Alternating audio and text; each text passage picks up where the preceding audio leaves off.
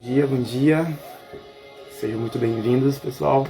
Podem ir entrando e sentir à vontade, apertando no coraçãozinho, no aviãozinho também, para poder chamar os seus amigos e para que o Instagram entenda que esse vídeo é relevante e ele possa enviar para mais pessoas. Essa é a última e, portanto, melhor live do ano de 2026. Eu entendo muito comigo uma frase do grande Flávio Augusto da Silva, o fundador da WhatsApp Online, onde ele diz que a primeira vez que nós fazemos uma coisa é sempre a pior. Portanto, essa é a quarta live que eu faço. A primeira vez que eu fiz foi uma live de empreendedorismo com meu amigo Luiz Felipe.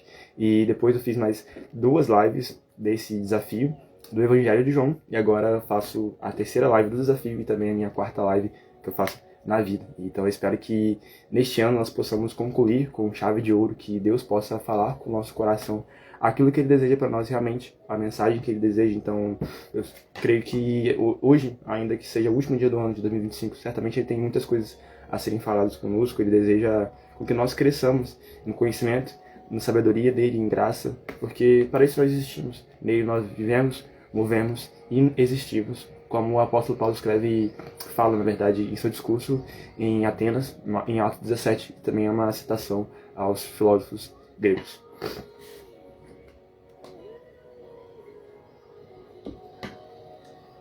Hoje nós falaremos sobre 3 capítulos de João, o Evangelho de João, capítulo 6, 7 e 8. Nós estamos aqui nos desafiando a completar durante toda uma semana os 21 capítulos desse livro tão importante que mudou vidas e certamente tem mudado a minha, e eu espero também que esteja fazendo o mesmo com a sua vida.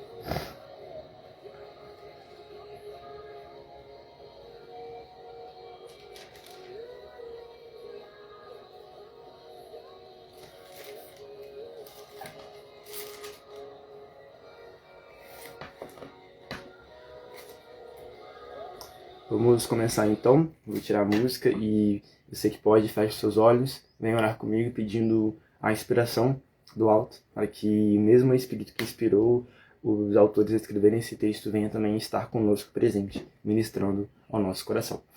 Pai, em nome de Jesus, nós te damos graça pelo dia de hoje, nós te damos graça pelo ano que se conclui nessa noite, que o Senhor venha nos abençoar, venha nos fortalecer, venha nos capacitar, venha nos direcionar e conduzir para o centro da sua vontade, porque é o lugar mais certo de nós estarmos. Que o Senhor venha a agir com sabedoria, com graça em minha vida, que eu venha a explicar, a expor as suas escrituras da forma certa, que a sua mensagem seja pregada, que o seu poder que existe no Evangelho seja transformado, seja utilizado como um canal de transformação na vida das pessoas. Que o Senhor venha a nos fortalecer mais uma vez, para a sua glória, em nome de Jesus nós oramos. Amém.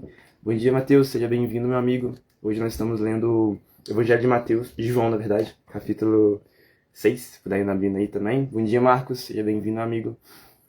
Vamos ler então, Evangelho de João, capítulo 6, versículo 1, está escrito: Depois dessas coisas, Jesus atravessou o mar da Galileia, que é o de Tiberíades. Uma grande multidão o seguia, porque tinham visto os sinais que ele fazia na cura dos enfermos. Então Jesus subiu ao monte e sentou-se ali com seus discípulos. Ora, a Páscoa, a festa dos judeus, estava próxima. Então Jesus, erguendo os olhos e vendo que uma grande multidão se aproximava, disse a Filipe: Onde compraremos pão para lhes dar de comer? Mas Jesus disse isso para testá-lo, porque sabia o que estava para fazer. Filipe respondeu: Nem mesmo 200 denários de pão seriam suficientes para que cada um recebesse um pedaço. Um dos discípulos, chamado André, irmão de Simão Pedro, disse a Jesus: Aqui está o menino que tem 5 pães de cevada e 2 peixinhos. Mas o que é isto para tanta gente? Jesus disse: Faço com que todos se assentem no chão. Havia uma relva naquele lugar. Assim os homens se assentaram, e eram quase 5.000. Então Jesus pegou os pães, e tendo dado graças, distribuiu-os entre eles, e também igualmente os peixes, tanto quanto queriam. E quando já estavam satisfeitos, Jesus disse a seus discípulos: Recolham os pedaços que sobraram, para que nada se perca. Assim, pois, o fizeram, e encheram 12 cestos de pedaços dos 5 pães de cevada, que sobraram depois que todos tinham comido. Quando as pessoas viram o sinal que Jesus havia feito, disseram: Este é verdadeiramente o profeta que devia vir ao mundo. Jesus ficou sabendo que estavam para vir com a intenção de fazê-lo rei à força. Então ele se retirou outra vez, sozinho, para o monte. Jesus realiza o seu quarto sinal do Evangelho de João. Vocês se lembram que eu falo isso sempre? João escreve apenas 7 milagres como sinais para evidenciar a divindade de Jesus. Então, o primeiro sinal, vocês lembram, foi a conversão de água em vinho no casamento de Caná da Galileia, em João 2. O segundo sinal foi a cura do filho do oficial do rei, em João capítulo 4, versículo 43. E o terceiro sinal foi a cura do paralítico do tanque de Betesda. Agora, João coloca esse sinal que está presente também nos outros 3 evangelhos para mostrar que Jesus dá a provisão àquele que precisa. É isso que eles falam aqui, que o evangelista narra. Depois dessas coisas, quais coisas? A última que foi narrada no vídeo anterior, no capítulo anterior, onde Jesus vai falar, ele vai realizar a cura do paralítico do tanque de Betesda. Depois as pessoas passam a questioná-lo porque era dia de sábado, e ele então reivindica a autoridade para si mesmo, porque ele falava de si próprio, mas ele também tinha autoridade porque Deus Pai estava com ele, então a autoridade, o testemunho que ele dava era válido. Então, depois dessas coisas, Jesus atravessa o mar da Galileia. Alguns outros evangelistas colocam aqui que esse momento também foi o momento em que Jesus tem a notícia da morte de João Batista, aquele que era o seu primo, que era filho de Isabel e que veio para preparar o caminho. Então pode ser que Jesus passa para esse lugar que ele estava no monte para passar um momento de luto. Também outros evangelistas vão trazer, bom dia Mateus, seja bem-vindo meu amigo, vão trazer também esse momento em que Jesus tinha mandado seus discípulos serem enviados para pregar o evangelho e depois eles retornam para poder falar com Jesus e ter um momento de descanso também. Bom dia Tiago, seja bem-vindo meu amigo. Então Jesus estava nesse momento estratégico de luto, talvez, da morte de João Batista e também de descanso de seus discípulos e apóstolos que tinham sido enviados para pregar o evangelho e prepararem também o caminho para que Jesus depois fosse testemunhar lá. Mas as multidões iam até Jesus, porque Jesus tinha e ainda tem tudo aquilo que as pessoas precisam. Jesus é a provisão física, nós lemos isso nesse texto, e também a provisão espiritual para a nossa vida. Jesus vai dizer um pouco mais à frente que ele é o pão vivo que desceu do céu. Ou seja, tudo aquilo que nós precisamos está em Cristo. Toda a nossa maior necessidade, nosso anseio, nós podemos buscar lá fora, podemos buscar no dinheiro, podemos buscar em relacionamentos, mas na verdade, apenas em Jesus nós encontramos a plena satisfação para esse vazio existencial que nós buscamos, esse anseio pela eternidade, esse anseio pela vida eterna. Apenas em Jesus nós buscamos. E as pessoas que vão até Jesus refletem isso. No versículo 5, João escreve: Então Jesus, erguendo os olhos e vendo que uma grande multidão se aproximava, disse a Filipe: Onde compraremos pão para lhes dar de comer? Jesus fala isso para testar a fé. Parece um pouco estranho nós vermos isso, né? Como Jesus vai falar algo para testar a nossa fé? Mas isso é verdade. Jesus deseja com que nós tenhamos a nossa fé aumentada nele. Ele deseja com que nós cresçamos em nossa fé.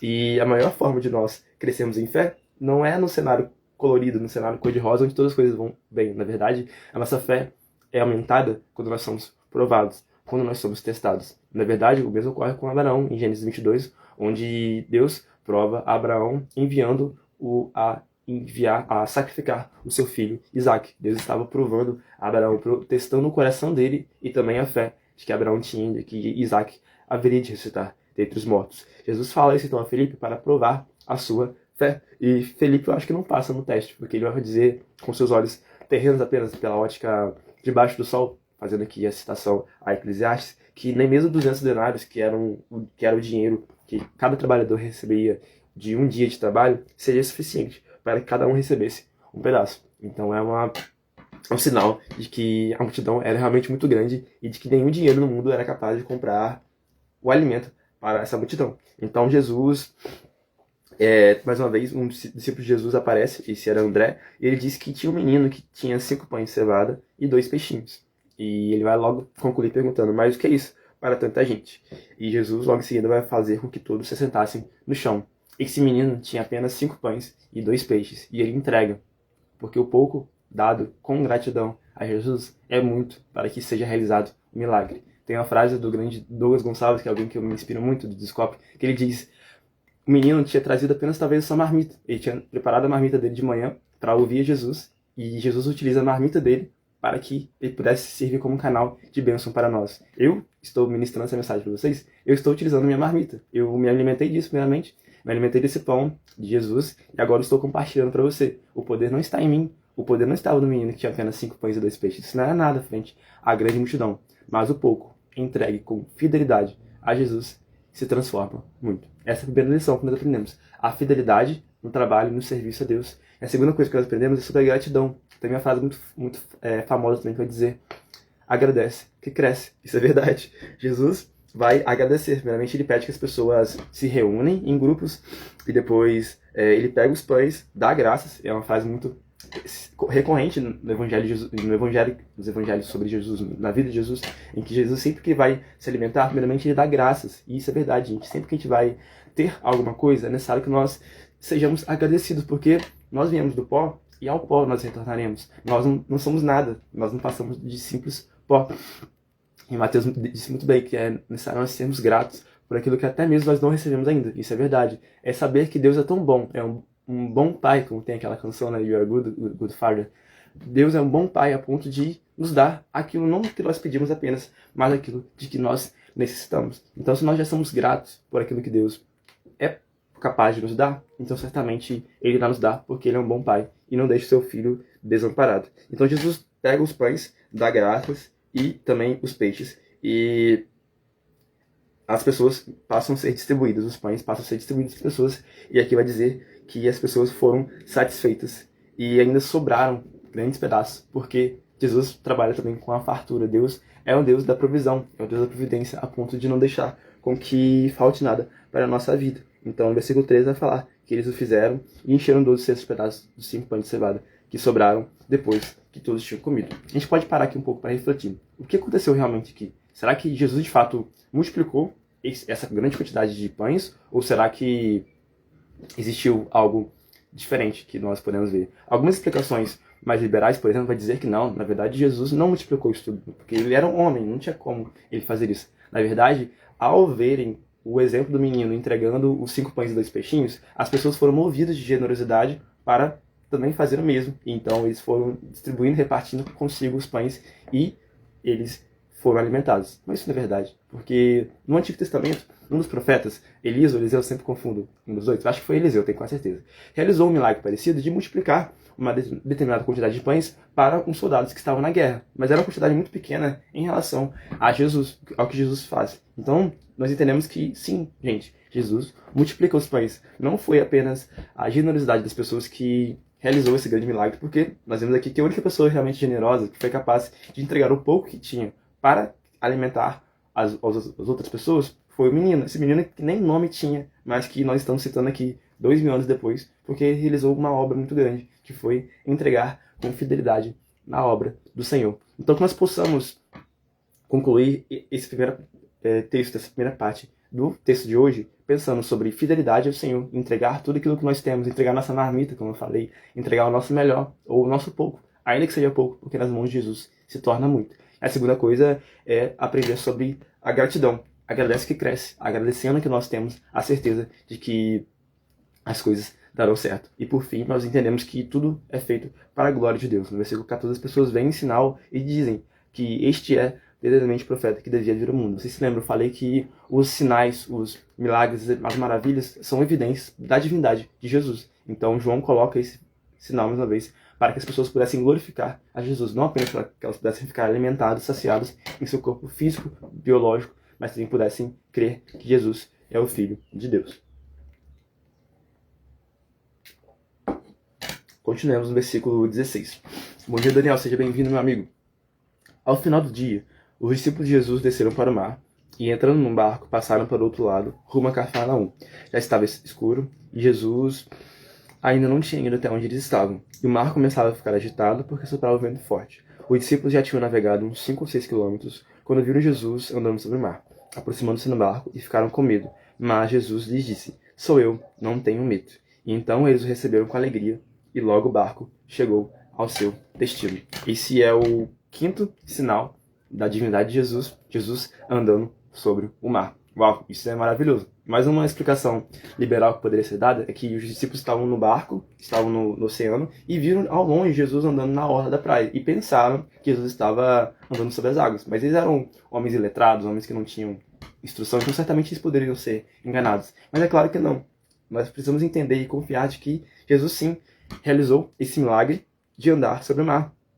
E eles estavam passando sobre um vento muito forte também. E Jesus chega a eles e o mar se acalma. Eles recebem ele com alegria e logo o barco chega ao seu destino. Mateus pergunta se ele andou ou não. Sim, Mateus, ele andou. Eu disse apenas uma explicação liberal. As pessoas dizem, assim como... Lembra que eu falei da multiplicação de pães e peixes? Que as pessoas dizem que as pessoas passaram a ser generosas a ponto de compartilhar aquilo que elas tinham. E o milagre não aconteceu. E também o mesmo acontece aqui. Mas, não, Jesus andou sobre o mar. Não foi uma mera ilusão de ótica que os discípulos tiveram. Jesus andou sobre o mar a ponto dele ir ao encontro dos discípulos no barco e a tempestade que estava muito grande ser acalmada, porque Jesus também é aquele que acalma a tempestade fora de nós e também, mais importante, aquela tempestade que existe em nosso coração, as muitas incertezas que nós temos, as atribulações da vida que nós temos, mas nós podemos ter a certeza de que Jesus é a resposta para toda a incerteza, para toda a tempestade que nós podemos enfrentar lá fora ou também aqui dentro. Então eu não sei o que você está passando nesse fim de ano, não sei se você está passando por algum tipo de depressão, alguma ansiedade em relação ao futuro, alguma preocupação que te tira a paz, mas eu ordeno, em nome de Jesus, eu oro para que Jesus venha também acalmar a sua tempestade, que Jesus venha a aparecer andando sobre o mar, andando sobre aquilo que está fazendo o seu coração perder a paz, para dizer que, ei, eu estou aqui. Jesus está dizendo, eu estou aqui, eu estou acima de toda tribulação, eu estou acima da sua dor, eu estou acima. Eu peço apenas que você confie em mim, eu peço apenas que você aceite meu chamado, meu convite de estar no barco com você, porque quando eu estou no barco contigo, as coisas, ainda que pareçam difíceis, certamente possuem um propósito maior. Você vai chegar ao seu destino. Assim como os discípulos chegaram ao destino deles, no versículo 21. Eles receberam Jesus com alegria. Então, nós recebemos Jesus com alegria, com prazer, com satisfação e contentamento. E o resultado disso é chegarmos ao nosso destino. É nós cumprirmos o nosso propósito. Porque é isso que eles fazem aqui. E logo o barco chega ao seu destino. Que nós possamos também ter essa verdade alicerçada com uma grande âncora em nossa alma. Porque certamente nós teremos uma vida transformada nesse ano que está se iniciando, de 2026. Continuemos, versículo 22. No dia seguinte, a multidão que tinha ficado do outro lado do mar notou que ali havia apenas um pequeno barco e que Jesus não tinha entrado nele com seus discípulos, tendo estes partido sozinho. Aqui vai dizer sobre a multidão buscando Jesus mais uma vez. Eles buscavam, mais uma vez, o pão físico, mas Jesus vai dizer que mais importante do que o pão material era o pão espiritual. Eles vão perguntar aqui no versículo 25. Mestre, quando o Senhor chegou aqui? Jesus respondeu, em verdade lhes digo que vocês estão me procurando não porque viram sinais, mas porque comeram os pães e ficaram satisfeitos. Trabalhem não pela comida que se estraga, mas pela que permanece para a vida eterna, a qual o Filho do Homem dará a vocês, porque Deus o Pai o confirmou com o seu selo. Esse é um discurso muito extenso, é um diálogo bem grande, então eu não vou conseguir ler por completo aqui, mas eu vou fazer algumas pontuações que eu acho relevantes. Jesus vai falar aqui sobre ele ser o pão da vida. Vocês se lembram que eu disse que assim como João coloca 7 sinais para evidenciar a divindade de Cristo, ele também coloca 7 declarações, eu sou, para também fazer uma menção àquilo que acontecia no Antigo Testamento, de Deus ser o eu sou. Ele se revelou assim para Moisés e também para todo o povo. Jesus primeiramente disse que ele é o pão da vida. Assim como ele multiplicou o pão e os peixes para o povo que estava com ele no monte, agora ele diz uma verdade mais relevante, algo que é mais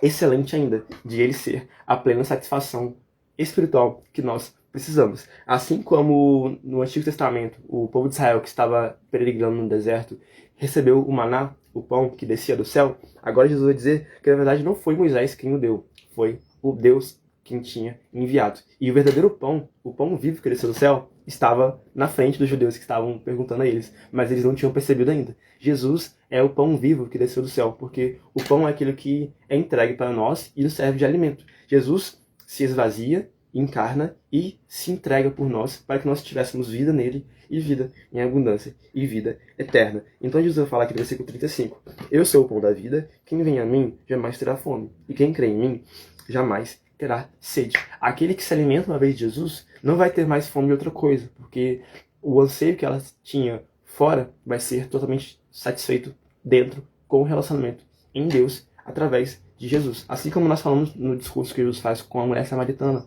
onde vai dizer que quando nós bebemos da água H2O, água biológica, nós temos sede novamente. Mas quando nós bebemos da água viva, que está em Jesus, então do nosso interior passa a correr rios de água viva, porque nós, primeiramente, estamos satisfeitos nele, estamos contentes em Jesus, e também agora nós podemos também passar essa satisfação, esse contentamento em Jesus e também para as outras pessoas. As pessoas agora passam a questionar Jesus. Como assim você está dizendo que você é o pão vivo que desceu do céu? Não faz sentido você... Como você poderia dar carne, na sua própria carne, para nós comermos? As pessoas não estavam entendendo que era um discurso metafórico. Era uma analogia que Jesus estava falando. Ele não queria que as pessoas comessem seu próprio corpo, porque eles tinham que se sacrificar na cruz. Eles queriam apenas que eles entendessem que assim como o cordeiro foi entregue na Páscoa, assim como os primogênitos foram salvos através do sangue imolado lá e colocado nos umbrais da porta, em Êxodo, também Jesus irá nos salvar, traz a salvação para aqueles que se alimentam dele, daqueles que comem, no sentido metafórico, o cordeiro por completo, daqueles que recebem a obra da cruz inteira e não apenas pela metade. Agora esse discurso parece um pouco mais pesado. As pessoas passam a não seguir a Jesus porque a coisa parece ser mais profunda do que eles pensavam. Para seguir a Jesus, existe um compromisso. Para desfrutar milagres, qualquer pessoa pode desfrutar. As multidões faziam isso. Mas para viver uma vida de discipulado com Jesus, uma vida de aprendizado, de constante aperfeiçoamento, de constante transformação à imagem de Cristo, então existe um peso maior, existe uma responsabilidade maior. Mas nós sabemos que não é uma responsabilidade que nós não podemos arcar, porque Jesus mesmo disse que o fardo dele é leve e o jugo dele é suave. Fardo tem a ver com aquilo que nós carregamos nas costas, nos ombros. Mas o jugo tem a ver com aquela haste de madeira que os bois usavam para arar a terra. Quando um boi tinha um jugo diferente do ritmo que ele estava andando, então eles andavam, não conseguiam fazer o serviço que eles estavam. Mas Jesus quer dizer que o jugo dele é suave. Nós, quando estamos em Jesus, nós temos a nossa plena descanso nele. É muito melhor do que um jugo de outra coisa, um jugo de uma vida apenas em nossos resultados, em nossas obras. Mas o jugo de Jesus é suave no sentido de nós não precisamos ter mais incerteza. Será que eu sou filho de Deus realmente? Será que eu sou salvo ou não? Sim, nós somos nascidos de novo, nós temos a certeza da nossa salvação. Mas existe também um peso no sentido de seguir uma vida de responsabilidade, de diariamente negar a si mesmo, de diariamente tomar a sua cruz, diariamente abnegar, de renunciar às suas vontades e aos seus desejos. É isso que a multidão passa a falar aqui no versículo 60. Muitos dos seus discípulos, tendo ouvido tais palavras, disseram: dura este discurso, quem pode suportá-lo? Mas Jesus, sabendo por si mesmo que se os seus discípulos murmuravam a respeito do que ele havia falado, disse-lhes: isso escandaliza vocês? O que acontecerá então se virem o Filho do Homem subir para o lugar onde primeiro estava? O Espírito é o que vivifica, a carne para nada aproveita. As palavras que eu tenho lhes dado são espírito e vida, mas há descrente entre vocês. Jesus estava se referindo aqui a Judas, que haveria de traí-lo depois. E aqui tem uma passagem muito importante onde Pedro é perguntado por Jesus se ele haveria de abandoná-lo. Mas Pedro vai dizer: Senhor, para quem nós iremos, se só tu tens as palavras de vida eterna? Essa é a maior esperança que nós temos, a maior confiança. Nós podemos buscar em outros lugares, em outras pessoas, em outros gurus de autoajuda, buscar outras verdades, mas apenas em Jesus nós encontramos a palavra de vida eterna. Bom dia, meu amigo, Barbearia do Carioca, seja bem-vindo. Apenas em Jesus nós encontramos as palavras de vida eterna. Então, nesse momento de crise, onde as pessoas passam a abandonar a Jesus porque o discurso dele estava mais pesado, onde ele falava sobre ter o compromisso e o custo de se comprometer realmente por completo a ele, as pessoas passam a abandonar. Mas é em momentos de crise que nós vemos as pessoas de verdade. É em momentos de crise que nós vemos as pessoas que estão lá por interesse, como as multidões que queriam apenas a multiplicação de pães e peixes, ou aquelas pessoas que realmente querem um relacionamento genuíno conosco, como Pedro diz, que queria em Jesus e sabia que nele tinha a vida eterna. Passamos para o capítulo 7, versículo 10, está escrito: depois que seus irmãos tinham ido à festa, Jesus também foi, não publicamente, mas em segredo. Ora, os judeus o procuravam na festa e perguntavam: onde estava ele? Aqui existe a festa dos tabernáculos, uma grande festa que era relevante para os judeus da época. Existiam 3 grandes festas: a festa da Páscoa, a festa dos tabernáculos e a festa dos Pentecostes. Aqui, nos tabernáculos, Jesus já tinha, as pessoas estavam falando muito dele, tinha esse burburinho, essa grande repercussão do seu ministério público. Então Jesus já estava tentando se ocultar um pouco, porque não queria dar a ideia errada em relação à sua missão e ao seu propósito de vida. Então, a Jesus, primeiramente, entra na festa de forma oculta, as pessoas passam a perguntar sobre ele, e ele responde, versículo 16: o meu ensino não é meu, mas daquele que me enviou. Se alguém quiser fazer a vontade de Deus, conhecerá a respeito da doutrina, se ela é de Deus ou se eu falo por mim mesmo. Quem fala por si mesmo está buscando sua própria glória, mas o que busca a glória de quem o enviou, este é verdadeiro e nele não há falsidade. Não é fato que Moisés deu a lei para vocês, contudo, nenhum de vocês a cumpre, porque estão querendo me matar.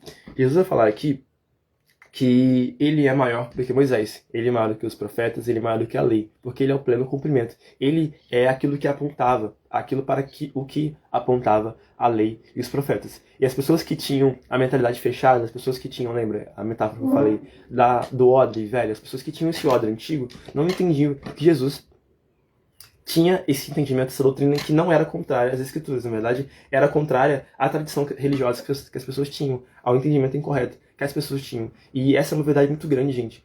O perigo de nós termos o entendimento errado, o perigo de nós termos o conhecimento incorreto. As pessoas, os judeus, tinham um entendimento que o Messias não viria da Galileia. Eles tinham o entendimento que, de fato, o Messias viria da aldeia de Davi. E sim, Jesus veio da aldeia de Davi, porém ele cresceu em Nazaré, na Galileia. Então, por causa de uma falsa verdade, as pessoas não receberam a verdade realmente. Isso é algo muito grande nos dias de hoje. Quantas pessoas têm informações erradas? Quantas pessoas pegam informações com fontes duvidosas e trazem isso como verdade para si mesmo, como verdade absoluta, quando na verdade não é, gente. A gente precisa conhecer a verdade realmente. A gente precisa nos relacionar com a verdade, para que assim, quando aquilo que é falso se aparecer para nós, nós falarmos, não, isso daqui eu não quero crer, porque eu sei, eu conheço a verdade. Tem um relato que também eu acho relevante dizer aqui, sobre um homem que conhecia e era capaz de discernir as moedas falsas, o dinheiro falso e verdadeiro. Ele era capaz de fazer isso até mesmo com os maiores golpistas, os golpistas que eram capazes de copiar o dinheiro, e ele não deixava se cair no golpe, porque ele respondeu à pessoa que perguntou: eu sou capaz de discernir o dinheiro verdadeiro do dinheiro falso, porque não estou preocupado em saber qual é a nova tática, qual é a nova estratégia que os golpistas estão realizando para copiar o dinheiro, para falsificar as notas. Eu não estou me preocupando com o falso, porque eu estou, na verdade, me preocupando em apenas conhecer o verdadeiro. Quando nós conhecemos a verdade, aquilo que é falso vai ser nítido para nós. Quando nós temos um relacionamento com a verdade, aquilo que é falso vai aparecer para a gente vai ficar longe, porque a gente já sabe o que é verdadeiro realmente. Então, as pessoas que estavam com Jesus tinham essa falsa ideia, esse falso entendimento de que Jesus não vinha do lugar que estava profetizado de que haveria de vir, quando na verdade Jesus veio desse lugar. Por isso que nós precisamos nos relacionar com Jesus, precisamos nos relacionar com a verdade, porque assim, conhecendo a verdade, nós somos libertados, como nós iremos ver um pouco mais para frente. Mas continuemos nesse texto, uma parte muito importante, no versículo 37. No último dia, o grande dia da festa, Jesus se levantou e disse em voz alta: se alguém tem sede, venha a mim e beba. Quem crer em mim, como diz a Escritura, do seu interior fluirão rios de água viva. Nós somos chamados a ser um rio. Nós somos chamados a ser alguém que não retém para si mesmo aquilo que recebeu, quando na verdade precisa transbordar para a vida dos outros a transformação que você mesmo carrega. Isso é algo que eu entendo muito grande para mim. Eu recebo o conhecimento, eu recebo a sabedoria e tenho como responsabilidade dar isso para as outras pessoas. É isso que eu estou realizando aqui nessa manhã.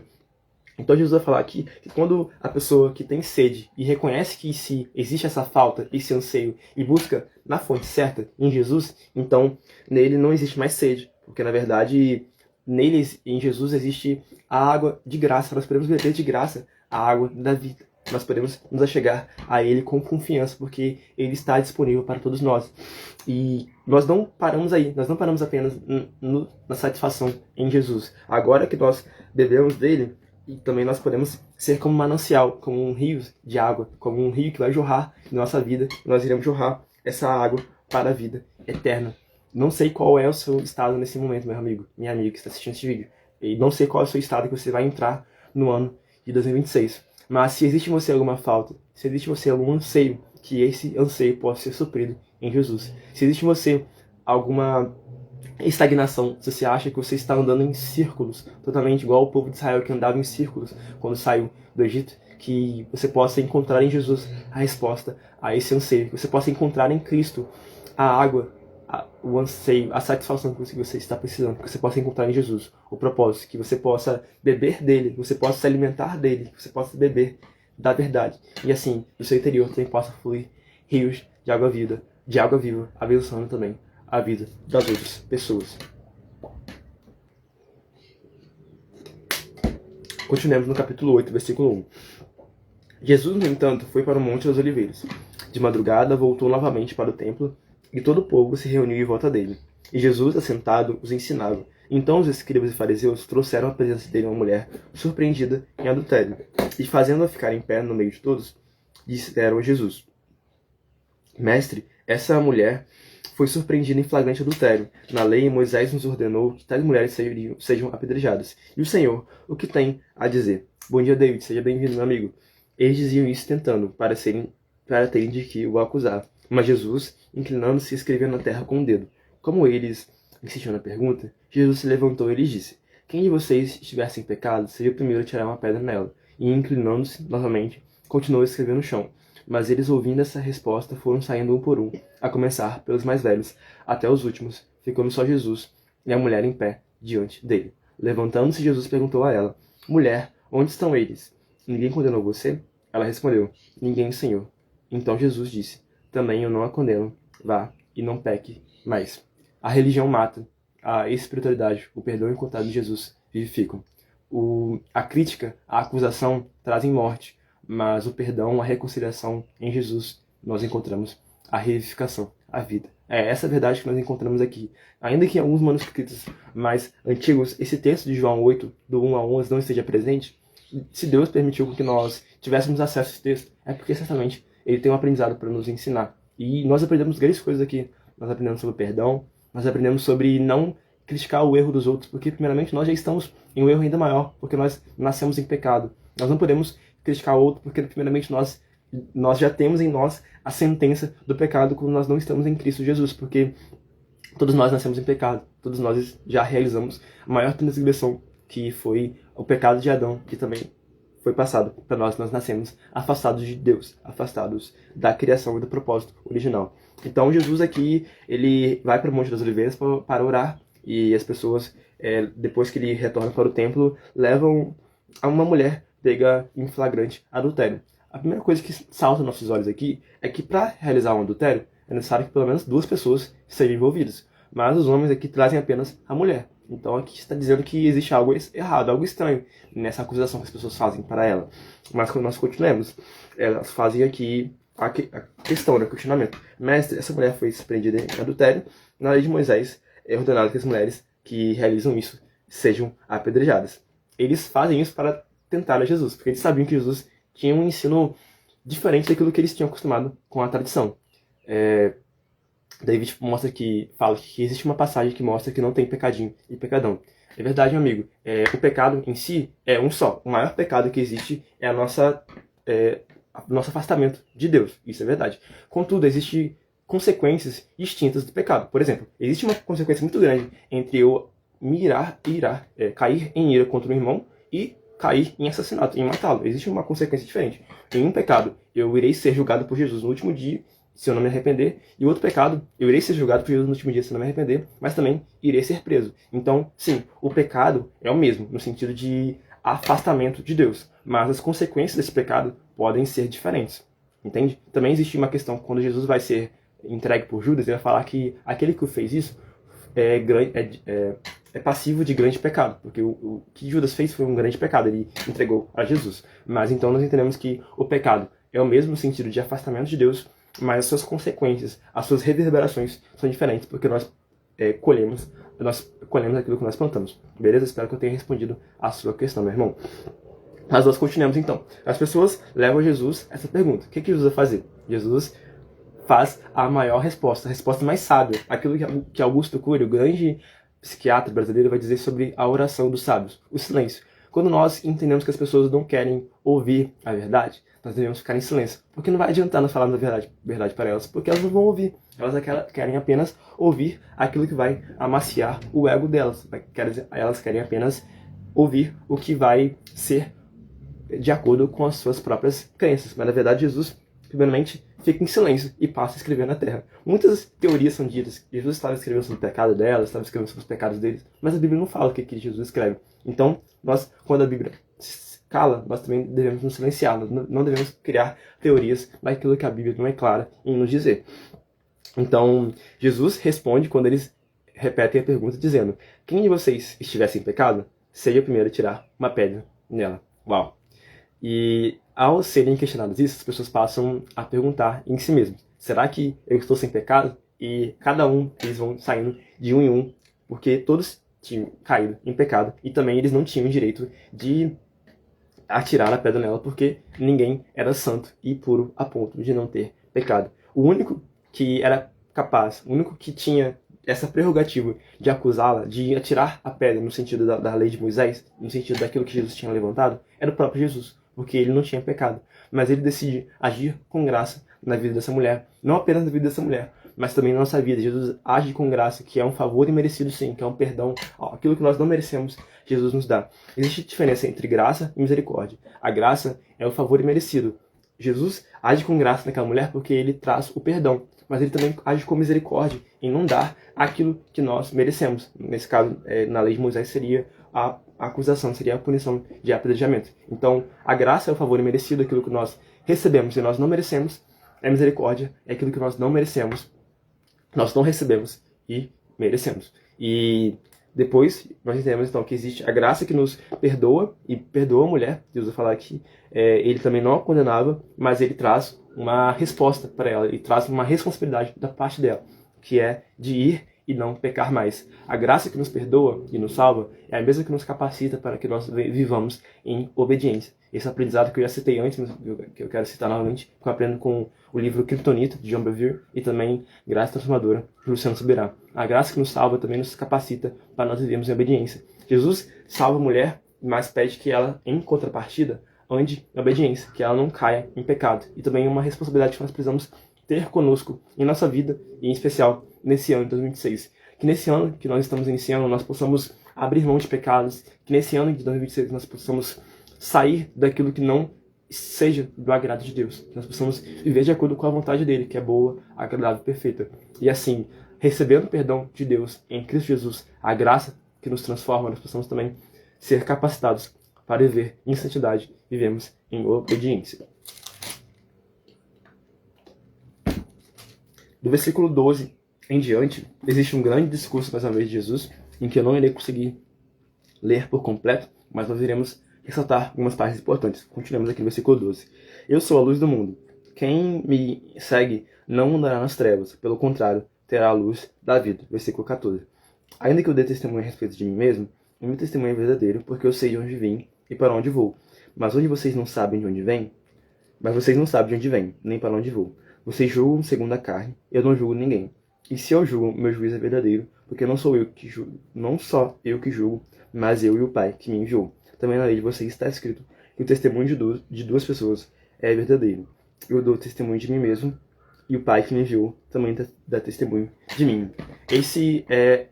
Na verdade, essa é a segunda declaração de Jesus como eu sou. A primeira vez que ele fala, ele no versículo capítulo 6, que ele vai falar que ele é o pão da vida, e agora ele vai falar que ele é a luz do mundo. A luz é aquela que ilumina, que traz a claridade àquilo que está em trevas. E Jesus denuncia isso, denuncia o pecado que as pessoas estavam. O David está falando aqui que não vai conseguir ficar mais. O desafio, sim, meu amigo, o desafio é todos os dias. Está gravado os últimos dias que eu fiz o desafio.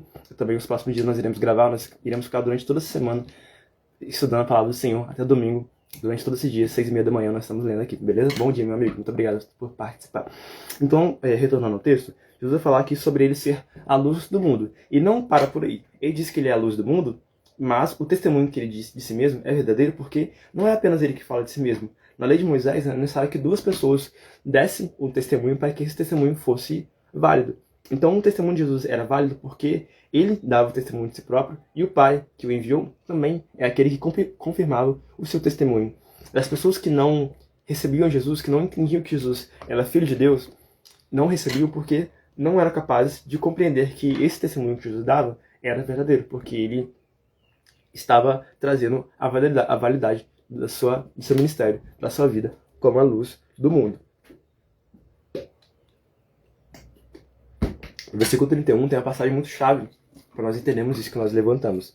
Então Jesus disse aos judeus que haviam crido neles: se vocês permanecerem na minha palavra, são verdadeiramente meus discípulos, conhecerão a verdade, e a verdade os libertará. Eles responderam: nós somos descendentes de Abraão e jamais fomos escravos de ninguém. Como você pode dizer que seremos livres? Jesus respondeu: em verdade lhes digo que todo que comete pecado é escravo do pecado. O escravo não fica sempre na casa. O filho, sim, fica para sempre. Se, pois, o filho os libertar, vocês serão verdadeiramente livres. Eu bem sei que vocês são descendentes de Abraão. No entanto, estão querendo me matar, porque a minha palavra não está em vocês.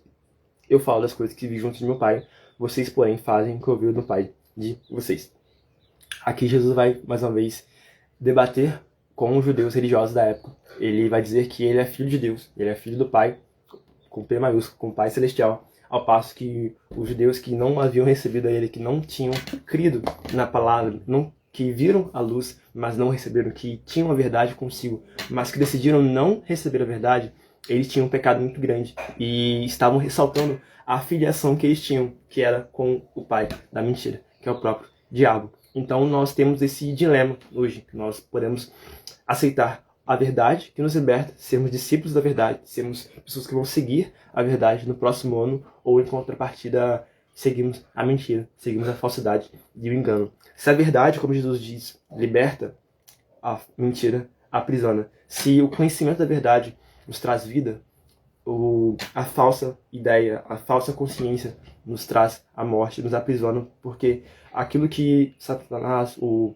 inimigo da nossa alma, deseja é a morte, é que ele tenha a nossa alma, que nós possamos então entender a validade desse discurso de Jesus, que nós possamos entender a necessidade de nós termos uma vida de acordo com os princípios divinos, com aquilo que Jesus deseja para nós, porque certamente a sua vontade é melhor do que a nossa, o seu desejo é melhor do que o nosso, que nós não sejamos como os judeus daquela época que, por acharem ser filhos de Abraão, filhos terrenos de Abraão, eles tinham parte na herança eterna, porque eles na verdade não receberam, porque tendo a verdade parecida a eles, eles decidiram não se relacionar com ela, com o próprio Jesus. Que nós possamos ter essas verdades alicerçadas no nosso coração, que nós possamos entrar no ano de 2026 com esses ensinamentos que eu trouxe aqui. Jesus como o pão da vida, o Jesus como aquele que multiplica os pães e peixes, no sentido de ser a provisão em pessoa. Jesus ser aquele que anda sobre o mar, de andar sobre nossas tempestades, sobre nossas tribulações. Nós aprendemos sobre a importância da gratidão, sobre a importância de nós entregarmos a Cristo